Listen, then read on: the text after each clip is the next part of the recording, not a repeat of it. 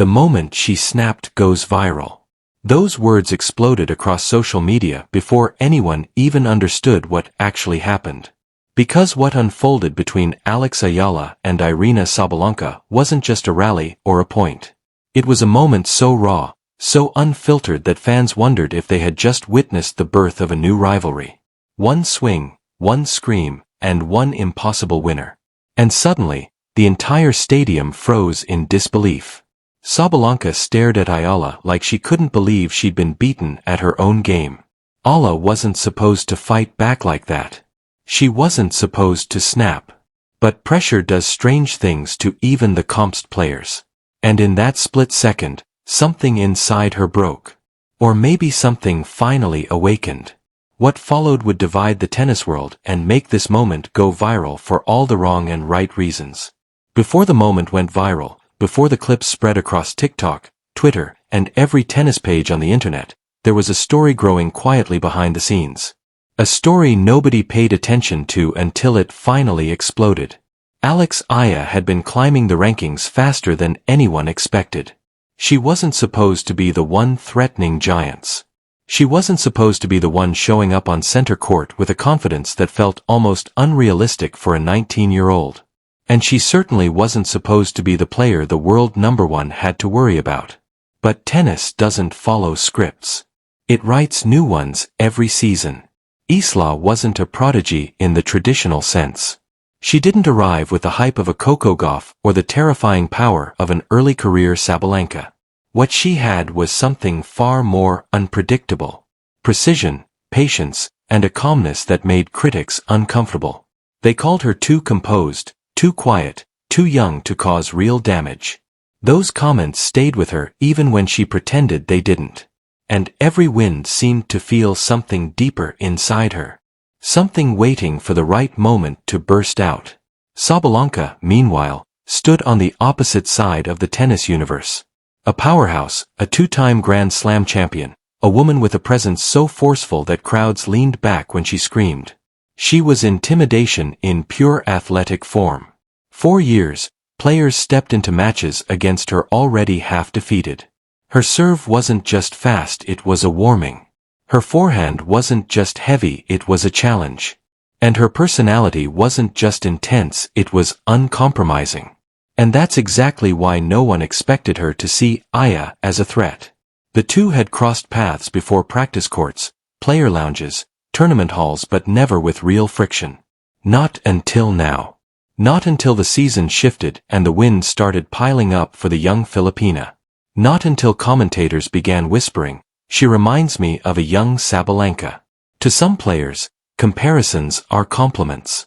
To Sabalenka, they were sparks on dry grass. Still, even with the tension quietly forming, nobody predicted the storm that was coming. Cameras didn't follow Eala with the same obsessive focus that surrounded top seeds. Most fans knew her vaguely, promising, talented, disciplined, but not dangerous. Not yet. But behind every calm expression Eala showed on court, there was pressure building. Pressure from expectation. Pressure from critics, pressure from carrying a nation's hopes on her shoulders, and pressure from knowing that to beat someone like Sabalenka, she would have to step into a version of herself she had never shown before. Everything came down to their next encounter, a match that began like any other, a match that was supposed to be routine. But something felt different the moment they walked onto the court. Sabalenka smirked.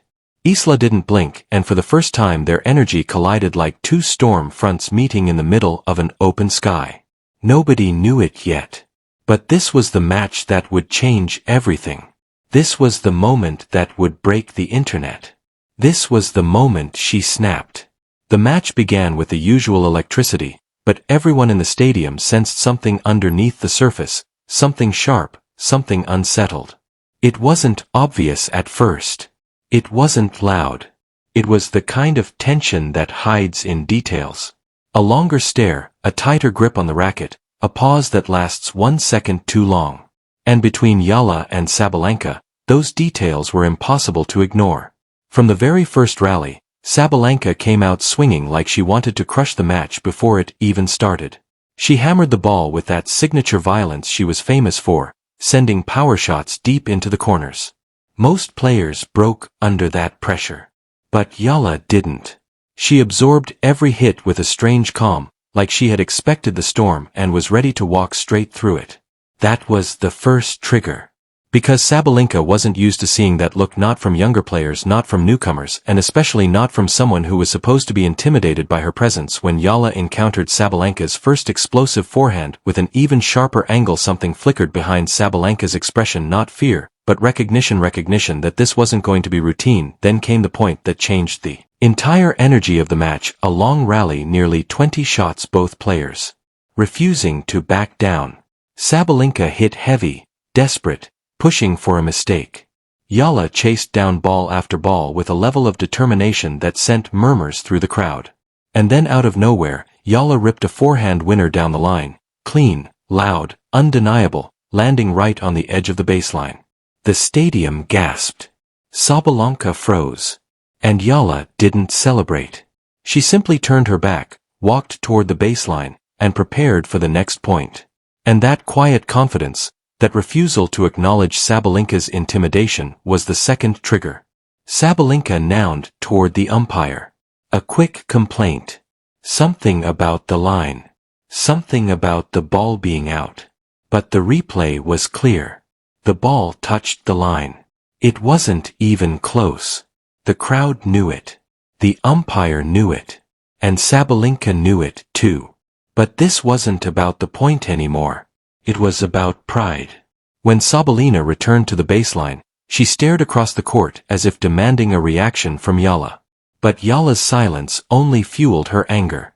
Her next serve came like a bullet, 120 miles per hour, but Eala returned it with a counterattack, so precise that Sabalenka stumbled backward trying to reach it. The third trigger. That was the moment Sabalenka muttered something under her breath. Cameras didn't catch the full sentence, but the energy changed instantly. The crowd sensed it. Eala sensed it. And for the first time, a flash of emotion crossed Eala's face. Not fear, but fire.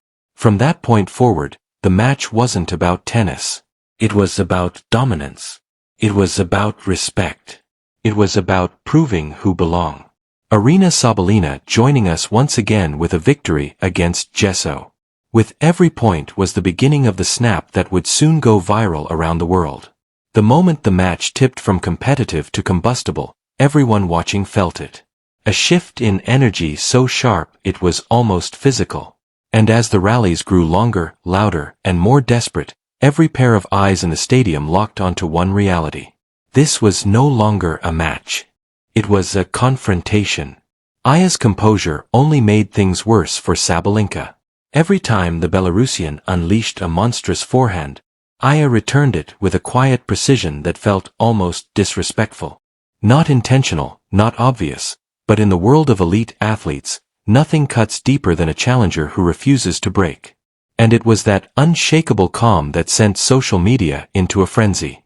Clips began circulating before the first set even ended. Fans posted slow-down replays of the line-painting winner Aya hit, adding captions like, "The kid's not scared at all." Others zoomed in on Sabalenka's expression after losing a critical point, tweeting things like, "She's about to explode." People weren't just watching the match. They were waiting for the moment it all snapped. Then came the rally that lit the internet on fire. Sabalenka hit a heavy cross-court shot when she expected to end the point, but Aya slid, reached, and produced an impossible flick pass that painted the sideline again. A shot so outrageous that the crowd didn't cheer immediately. They hesitated, almost questioning whether what they saw was real. When the line judge confirmed it was in, the stadium erupted and Sabalenka's reaction spread online like a spark touching gasoline. A glare, a step forward, a muttered phrase the microphones barely caught. That was all it took. Within minutes, fans online dissected every frame. Some claimed Sabalenka cursed at Aya. Others insisted she was complaining to herself. Some defended her. Others called it intimidation. The truth didn't matter because the clip already had a life of its own. Commentators joined in. Former players weighed in. Tennis pages uploaded side-by-side comparisons of Alice's calm face and Sabalenka's frustration, captioning them with comments like, "The future versus the present." Debate threads exploded. Fan camps formed. The storyline was too irresistible. And through all the digital chaos, Aya kept playing as if none of it existed. But Sabalenka wasn't immune to the noise. On changeovers, cameras caught her shaking her head, breathing heavily, gripping her racket harder than usual. She wasn't melting down. Not yet. But she was being pushed to a place she rarely visited. A place where she looked human, vulnerable, breakable. By the time Aya broke Sabalenka's serve, half the stadium knew the match was slipping into history. The other half watched Sabalenka waiting for the inevitable eruption. The tension was no longer confined to the court. It leaked into the crowd, onto phones, into group chats, onto live streams. Something was about to give. And when it did, the moment would become the clip seen around the world. The one that turned a rising star into a headline and a champion into a storm. The moment Sabalenka lost control wasn't loud at first. It wasn't a scream or a broken racket or anything explosive. It was a single sharp exhale. The kind athletes release when frustration finally wins. But the silence that followed made it worse than any outburst she could have given. Because the stadium heard it. Aya heard it, and every camera zoomed in as if waiting for the next crack in the armor. It happened at 42 in the second set. After another brutal rally, Sabalenka sent a backhand long by inches. She whipped around, glaring not at Aya this time, but at herself, her box, the umpire, anything to redirect the pressure building inside. Her chest rose and fell, and for the first time in the entire match, she looked cornered. That was the moment fans would later call the break. She walked toward her towel with heavy steps, muttering something that microphones caught only fragments of. Whatever she said, it wasn't pretty. Clips of it spread instantly. Some fans claimed she cursed at the umpire. Others insisted she was mocking AW's calmness. The truth, no one knew. But narratives don't wait for facts. They write themselves. And this one, well, Aryna Sabalenka joining us once again with a victory against outsiders called Sabalenka a bad sport. Longtime followers defended her, saying she was under enormous stress. Tennis traditionalists criticized the intensity. Younger fans loved it, calling it raw, real, and finally some drama. Everyone had an opinion. But Eala felt something different. Because as Sabalenka's frustration grew, Aya began to feel the weight of being on the other side of it. It wasn't fear. It wasn't intimidation. It was something far more complicated. Something athletes rarely admit. She felt responsible. Not guilty, but responsible for pushing Sabalenka into unfamiliar territory. Responsible for being the trigger. And that emotional conflict made what happened next hit harder. On the very next point, Sabalenka decided to go Allen. She launched a serve so powerful it echoed across the arena. Aya barely got a racket on it, returning a floating ball that sat up in the center of the court. Sabalenka attacked it with everything in her.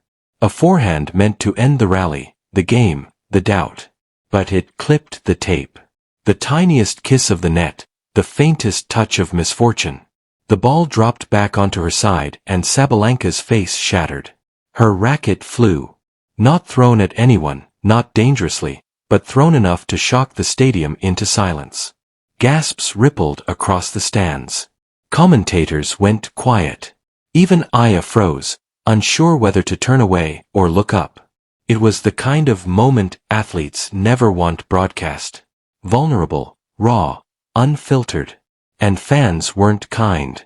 Within seconds, the clip hit social media with captions like, "She's losing it. Aya broke her mentally. WTA meltdown incoming." But what stung the most wasn't the criticism.